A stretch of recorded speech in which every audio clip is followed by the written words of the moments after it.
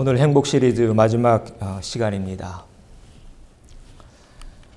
제가 좋아하는 아들러라는 학자가 있습니다. 개인 심리학의 창시자인데요. 인간이 행복해지려면 이 세 가지가 꼭 필요하다고 합니다. 첫 번째는 자기 수용, 두 번째는 타자 신뢰, 세 번째는 타자 공헌이 그것입니다. 그래서 제가 좋아하는 이 학자의 이론을 바탕으로 이번에 말씀과 접목해서 쭉 시리즈를 만들어 갔죠. 지난 첫 번째 내용 기억나시나요? 네. 그래서 자기 수용에 관한 말씀을 첫 시간에 함께 나누었습니다. 우리에게는 바꿀 수 있는 것이 있고 바꿀 수 없는 것이 있죠. 내 인생을 어디에 초점을 두고 살 것인가? 여러분, 나에게 없는 것에 초점을 두고 살면 인생이 불행해집니다. 그런 내용이었습니다. 그래서 하나님이 나에게 주신 것에 집중하면서 살자. 이 달란트 비유에 나온 얘기죠. 라이놀드 리버라는 신학자가 아주 멋진 기도를 하나님께 드렸죠. 여러분 좀 복습하고 오늘 정리하려고 쭉 지난 시간 요약하고 있습니다. 자, 이 기도문 같이 읽어보죠. 오 주님, 바꿀 수 없는 것은 받아들이는 평온을, 바꿀 수 있는 것은 바꾸는 용기를, 그리고 이 둘을 분별하는 지혜를 주옵소서. 아멘. 이럴 때 우리 삶 속에 행복이 찾아온다.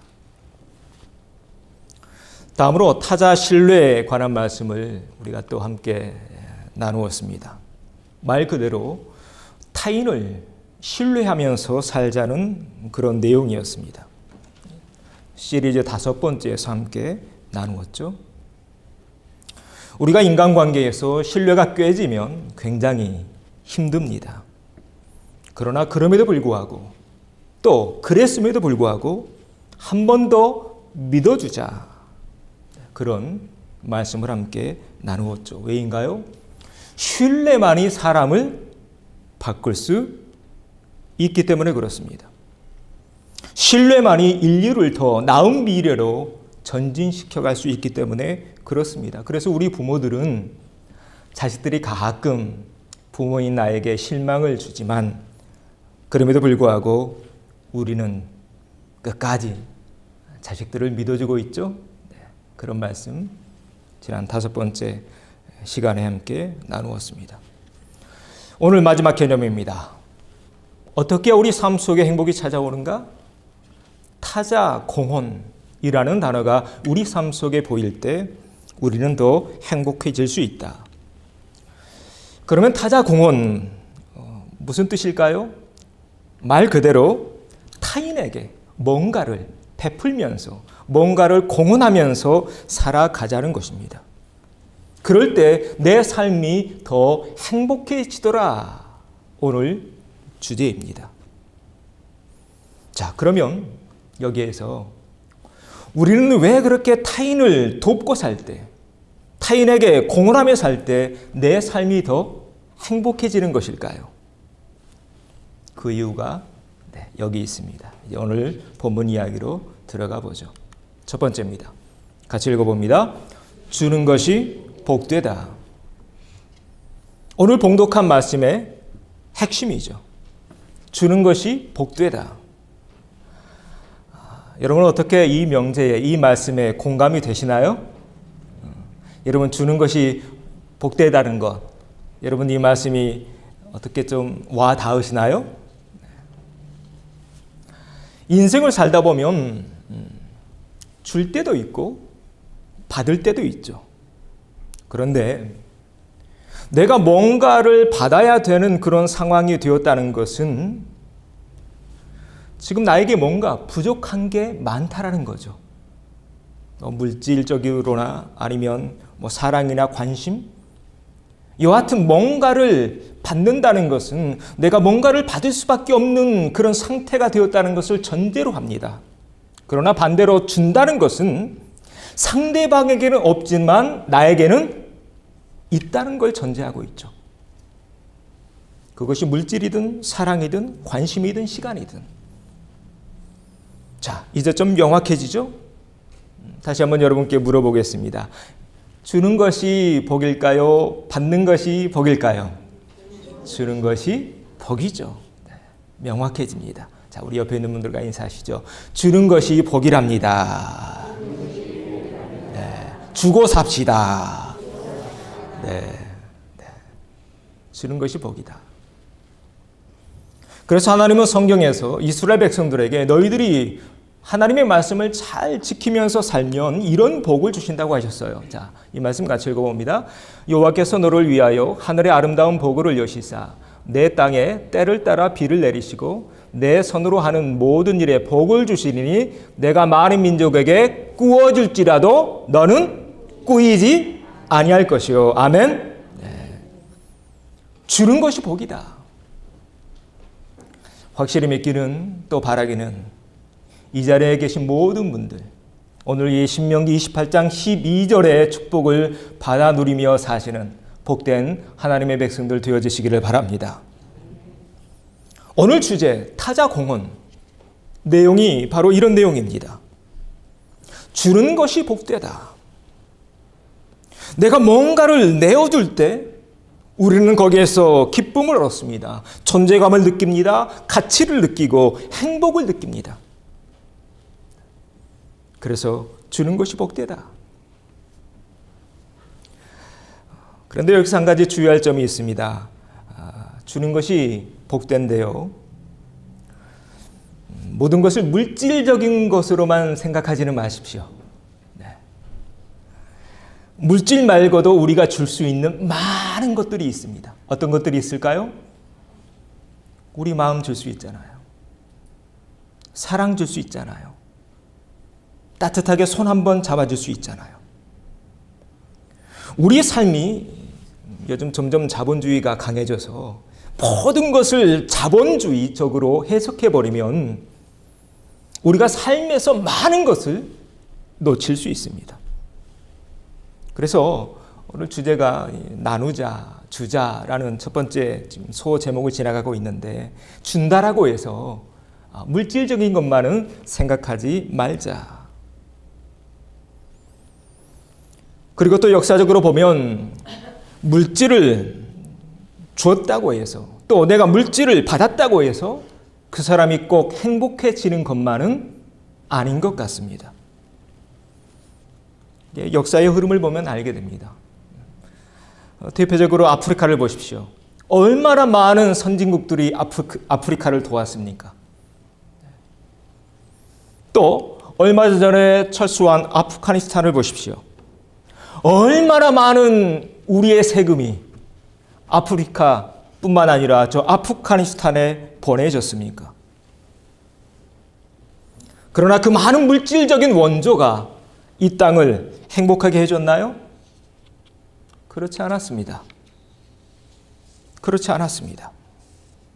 그래서 이구동성으로 학자들이 얘기하는 게 정말로 이 아프리카 땅이나 이 중동, 아프가니스탄이 받아야 했던 것은 물질이 아니라 정신이었다. 선진국이 제3세계에 정말로 내줘야 하는 것은 오늘의 선진국을 이루게 했던 국민의식이었다. 이런 분석들을 내놓고 있더군요. 여러분, 국민의식이 없으니까 어떻게 되던가요?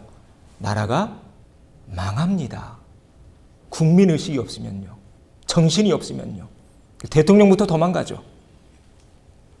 그러나 우리 조국 대한민국을 보십시오. 여러분, 우리 조국에 대한 자부심을 가져야 됩니다. 우리 대한민국이 6.25 이후에 쭉 순위를 보니까 얼마나 못 살았냐면 맨 꼴찌에서 두 번째였어요. 다행히 맨 꼴찌는 아니었더라고요.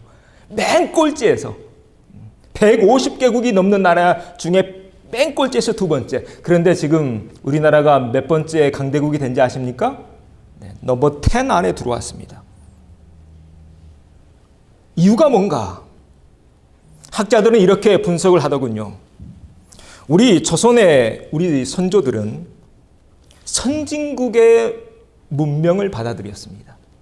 그리고 미국을 비롯한 많은 서방 국가의 원조를 받았죠. 6.25 이후에. 그리고 중요한 것은 선진국 서방 세계의 국민의식 밑바탕에 깔려 있는 한 종교를 받아들입니다. 그 종교가 뭔가요? 기독교입니다. 기독교입니다. 지금 세계 지구를 보면 아프리카 자원이 많습니다. 중동 석유 엄청나게 나옵니다. 그 중동이나 아프리카 땅, 그 나라 가운데 선진국 들어있나요? 단 한 나라도 없습니다. 왜 그랬을까요? 여러분, 역사가 우리에게 명확히 말하고 있는 것입니다. 그리고 이번에 아프가니스탄 철수 이 사건을 통해 다시 한번 명확해지죠. 어떻게 우리가 복받는 삶을 살 수 있는지, 어떤 종교를 믿어야 우리가 잘 되는지. 그래서 우리 민족은, 여러분, 우리 자부심을 가져야 됩니다. 우리 대한민국 참 대단한 나라입니다. 아무것도 없잖아요. 자원도 없고 국민도 얼마 되지 않고. 그러나 130년, 140년 전에 그 땅에 복음이 들어갑니다. 그리고 성각자들이, 서재필 선생님을 비롯한 성각자들이 우리 민족을 깨웁니다. 그래서 학교를 세우죠. 병원을 세우죠. 그래서 인구의 4분의 1이 기독교인이 됩니다. 역사가 우리에게 명확히 말해주고 있는 것입니다. 우리가 어떻게 해야 이 세상에서 복받는 사람이 되는지, 어떤 종교가 진짜 종교인지. 제가 참 역사를 좋아하는데요. 다음에 저랑 성경 공부하면 쭉 이런 역사의 흐름을 함께 공부하게 될 텐데, 제가 역사를 공부하면서 확실하게 깨닫는 바가 이겁니다. 아, 그렇구나. 기독교가 복이구나. 여러분 믿으십니까? 기독교가 복이구나. 지금 내가 예수님을 믿고 있다는 게 복이구나. 그게 복이구나. 확실히 믿기는 오늘 이 자리에 앉아있는 저와 여러분, 이 세상에서 복받은 존재인 줄로 믿습니다. 우리 옆에 있는 분들과 인사하시죠. 당신은 복받았습니다. 네, 얼마나 참 귀합니까? 네, 이 자리에 앉아있다는 것, 우리가 복받았다는 증거죠. 자, 주는 것이 복이다. 그리고 그 복의 근원은 하나님에게 있다. 기독교에 있다. 두 번째 소주제로 넘어가 보죠. 네, 같이 읽어봅니다. 우리는 이미 많은 것을 받았다. 이 명제에 동의하시나요? 네.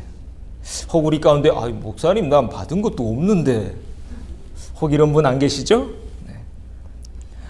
오늘 이 아침에 한번 곰곰이 생각해 보십시오. 내가 받은 것이 무엇인지. 나에게 없는 것에 집중하지 마시고 나에게 주어진 것에 집중해 보십시오. 신약 성경의 절반 이상을 쓴 저자가 있습니다. 누구인가요? 옛날에 이름이 사울이었죠. 사울이 변해서 바울이 됩니다. 그런데 그런 위대한 사도에게도 부족한 게 있었던 것 같습니다. 그래서 바울이 기도합니다. 몇 번 기도했나요? 3번 기도합니다. 하나님, 제발 그 기도만 좀 들어주세요. 그것만 좀 떠나가게 해주세요. 그러면 내가 더 멋지게 살고 더 멋지게 하나님 일 할 수 있을 것 같아요. 그런데 하나님이 어떤 답을 주셨나요? 우리 같이 읽어봅니다. 내 은혜가 내게 속하도다. 이는 내 능력이 약한 데서 온전하여 짐이라. 하나님의 답이 고린도후서 12장 9절에 나옵니다. 족하다. 무슨 말인가요? 됐어. 그만하면 충분해. 그래서 바울은 기도를 멈춥니다. 그런데 우리는 간혹 이런 신앙의 실수를 범하고 있는 것 같습니다. 성경에 이 사람 나오죠. 어리석은 부자. 계속 더 큰 곳간 지으려고, 더 많이 모으려고, 더 화려한 것을 구하고 있는 이 어리석은 부자의 오류. 하나님 더 성공하게 해주세요. 더 많이 벌게 해주세요. 더 높은 자리에 오르게 해주세요. 그래서 그렇게 성공하며 하나님도 섬기고 헌신도 하고 주의성수도 하고 하나님의 일도 할게요. 어리석은 부자의 모습입니다. 그런데 여러분, 인생이 내 뜻대로 되던가요? 시간이 나를 기다려 주던가요? 제가 교육전도사 시절에 교사 모집을 하는데 저분이 참 교사하면 좋겠다 생각이 들어서, 그땐 제가 전도사였죠. 총각이었고 어렵게 가서 부탁을 했어요. 근데 그 집사님이 그러는 거예요. 여자 집사님이, 전도사님 나도 정말 하고 싶은데 나 진짜 요즘 바빠요. 돈 좀 벌고 할게요. 결국 그분 교사 했을까요? 네. 못하고 말더군요. 이 이야기입니다. 성경의 이야기를 보면 주님은 우리에게 단 한 번도 다른 사람에게 나눠주는 그런 삶을 살기 위해서 네가 더 많이 가져야 돼, 더 높아져야 돼, 더 많이 벌어야 돼, 이런 말씀 하지 않으셨습니다. 주님 우리에게 뭐라고 말씀하시던가요? 아니야, 바로 너의 현장에서, 바로 네가 서 있는 그 자리에서 바로 지금 할 수 있어. 주저하지 말고 지금 결단해야 돼. 지금 해야지. 언제 해? 언제? 주님 오신 날 다가오는데 여러분 언제 합니까? 지금 안 하면. 할렐루야. 네. 여러분 지금 안 하면 언제 하실랍니까? 네. 주님은 우리에게 단 한 번도 그래? 너 나중에 해. 이런 말씀하지 않으셔요. 주님은 우리에게 분명히 말씀하십니다. 지금 내 형편 알아. 그래 바쁘지? 힘들지? 쓸 것도 많지? 그러나 지금부터 해봐. 지금부터 나눠봐. 그런 예가 성경에 굉장히 많이 나오죠. 대표적인 예가 오병이어의 사건입니다. 너무나 많은 사람들이 모여든 거예요. 근데 날이 저물어가고 있습니다. 근데 제자들이 걱정해요. 이거 어떻게 하지? 이 사람들 어떻게 먹이지? 예수님께 자랑합니다. 예수님, 우리가 저 먹을 것 좀 사올까요? 그때 예수님 뭐라고 말씀하십니까? 아니야. 지금 너희들 손에 뭐가 있니? 그것 가져와. 어떻게 되었나요? 5,000명이 먹고 12광주리가 남습니다. 예수님은 미래에 대해서 얘기하지 않습니다. 과거도 말씀하지 않으십니다. 아니야, 지금 현재 네 손에 있는 거 그걸로 족해. 또 다른 예가 사도행전에 나오죠. 성전 미문에 앉아있는 한 병자가 있습니다. 그때 구걸하죠. 뭘 좀 달라고. 물론 그때 베드로와 요한에게 뭔가 돈이 있었으면 좋겠죠. 그러나 아무것도 없었습니다. 그러나 베드로와 요한 주저하지 않습니다. 좌절하지도 않습니다. 내가 내 손에 가지고 있는 돈이 없다고 해서 나 자신의 삶을 비관하지도 않습니다. 금이나 은이 모아질 때까지 기다리지도 않았습니다. 야, 그래 기다려. 내가 가서 돈 벌어다가 그때 줄게. 그러게 얘기하지 않았습니다. 베드로 뭐라고 얘기하나요? 자, 같이 읽어보죠. 은과 금은 내게 없거니와 내게 있는 것으로 내게 주노니 나사렛 예수 그리스도의 이름으로 일어나 걸으라. 아멘. 나에게 없는 것 말고 나에게 주신 것, 나에게 있는 것을 생각해 보자는 것입니다. 오늘 우리에게는 무엇이 있나요? 적어도 우리에게도 사람의 한 끼 식량인 물고기 2마리와 보리떡 5개는 있지 않습니까? 적어도 우리에게는 오늘 이 아침에 주의 성전에 나온 우리에게는 예수 이름의 그 권세가 있지 않습니까? 우리에게도 바울이 고백했던 바로 그 하나님의 은혜, 주님의 은혜가 이미 우리 가슴 속에 있지 않습니까? 오늘 이 병자를 향한 베드로의 그 따뜻한 마음, 우리 마음속에 다 있지 않습니까? 주님의 제자들이 품었던 하나님 나라의 그 꿈, 부흥의 꿈, 우리 가슴에도 있지 않습니까? 그렇습니다. 우리에게는 이미 많은 것들이 있습니다. 그리고 이미 많은 것 받았기에 오늘 이 자리에 앉아 있는 줄 믿습니다. 함께 따라서 하시죠. 나는 이미 많은 걸 받았습니다. 아멘. 하나님 이미 많은 걸 주셨어요. 얼마나 참 감사합니까? 이 아름다운 예배당, 이 좋은 식구들. 그래서 우리는 다음의 결론에 다다르게 됩니다. 오늘 결론인데요. 세 번째 같이 읽어보죠.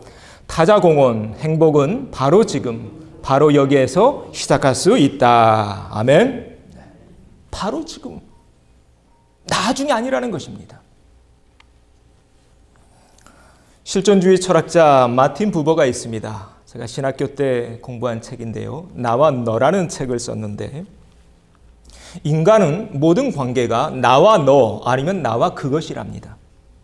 나와 너의 관계는 인격적인 관계이고 나와 그것의 관계는 물질적인 관계입니다. 그런데 사람은 나와 너의 관계를 통해서만 삶의 의미를 얻는다.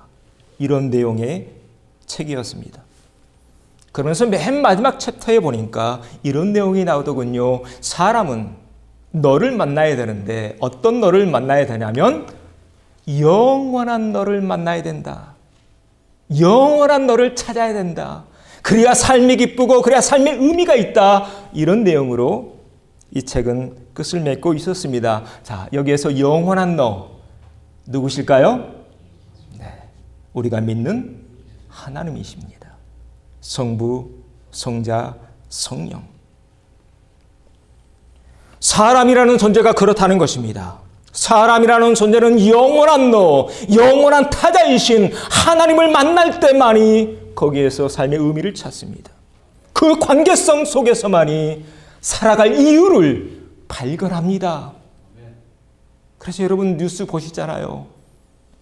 아무리 많은 돈을 가지고 있더라도 하나님 만나지 않으면 그 인생 얼마나 비참하던가요. 오늘날 왜 사람들이 점점 자신의 생명을 버리고 있나요?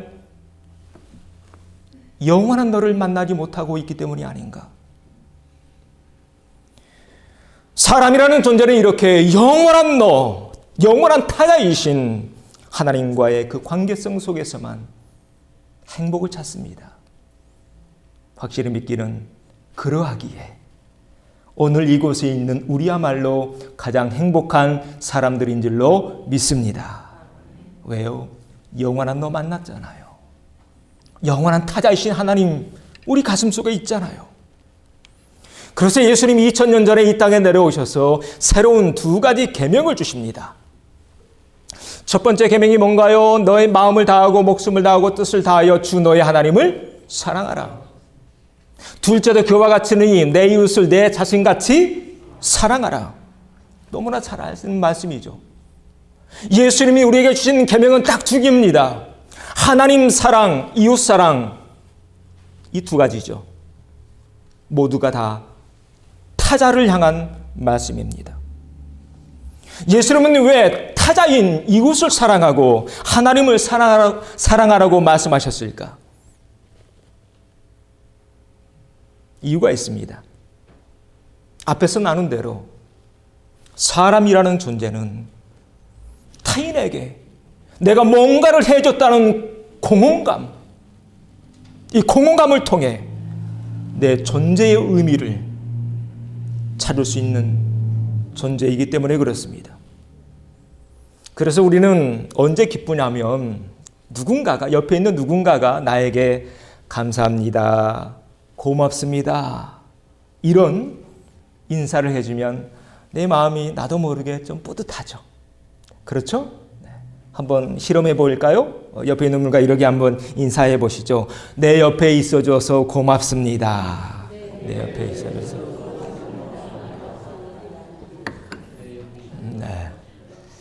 어떠신가요? 좀 행복감이 밀려오나요? 오늘 자리를 잘못 앉았나? 아니죠? 네. 하나님이 우리를 그리 만드신 것입니다.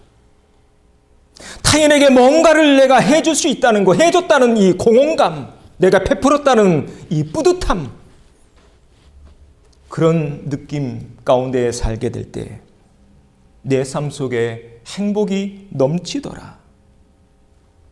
오늘 우리가 보고 있는 하나님 사랑, 이웃 사랑도 마찬가지입니다. 왜 하나님 우리에게 이웃을 사랑하라고 말씀하시고 왜 하나님을 사랑하라고 말씀하셨을까요? 누구를 위해서? 나를 위해서입니다. 나를 위해서요. 누구를 위해서요? 나를 위해서요.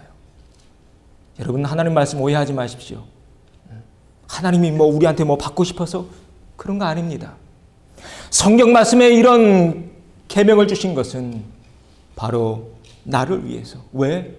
이런 삶을 살 때만이 우리는 행복해질 수 있으니까. 하나님은 우리가 이 세상에서 이렇게 살아가길 원하십니다. 서로 사랑하면서, 타인에게 공헌하면서.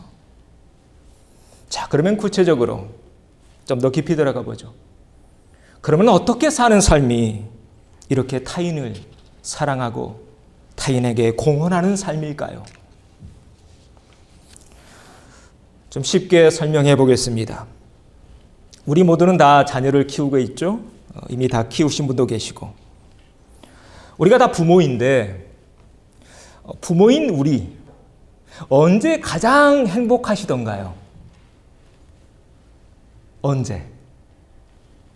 열심히 공부해서 좋은 대학 갈 때? 물론 그때도 행복하죠. 또 졸업해서 좋은 직장 들어갈 때? 그때도 행복하겠죠. 그래서 명절이나 생일 때 꼬박꼬박 선물도 좀 해주고 용돈도 좀 붙여주고 그럴 때도 행복합니다.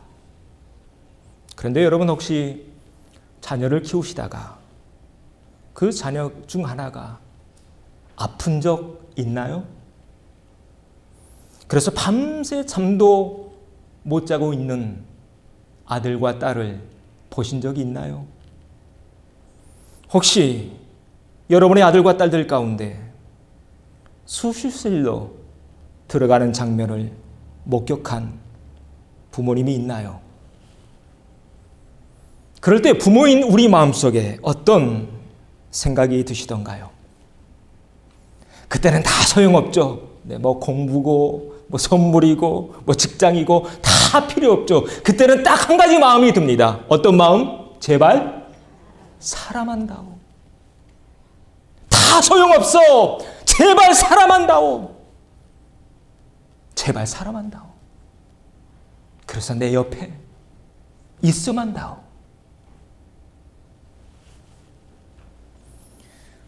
미움받을 용기를 쓴 세계적인 베스트셀러 작가 기시미 이치로, 그가 또 이런 책을 썼습니다. 나이든 부모를 사랑할 수 있습니까? 이 저자의 자전적인 책이었는데 내용은 이렇습니다.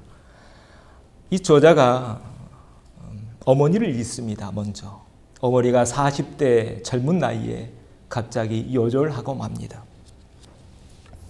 그리고 이제 늙고 병든 아버지가 남아있는데 그 아버지 중풍에 걸리고 맙니다. 그래서 대소변을 다 받아내야 하는 그런 상황이 됩니다.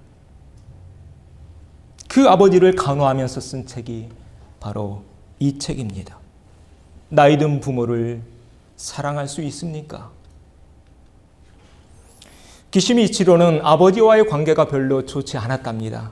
굉장히 가부장적이고 굉장히 엄하고 그랬답니다. 그런데 이제 그 아버지가 힘이 다 빠져서 말도 못하고 침상에 누워있는 것입니다.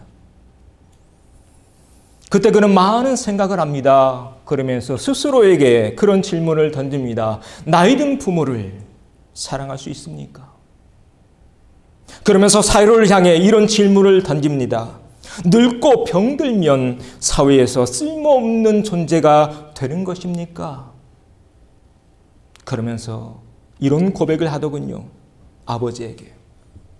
아버지, 이렇게라도 좋으니 제발 살아만 주세요. 당신이 지금 살아있는 것만으로도 나에겐 큰 힘이 되고 살아 숨쉬고 계시는 이 사실 하나만으로도 이미 사회에 큰 보탬이 되고 있으니까요. 부모님이 아프실 때 자식의 마음이 이러하고 내 몸에서 태어난 자녀들이 아플 때 부모인 우리의 마음이 이러하듯 하늘 아버지 하나님의 마음도 마찬가지 아닐까요? 그렇습니다.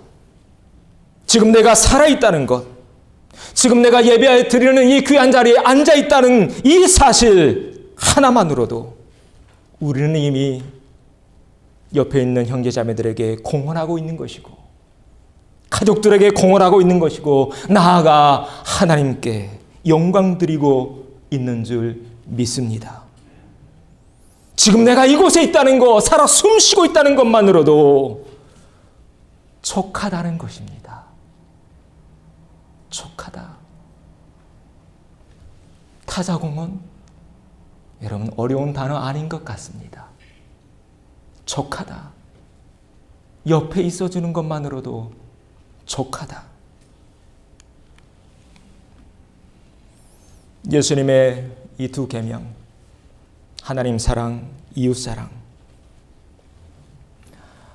그림 보이시나요? 우리 인생이 쉽지 않죠.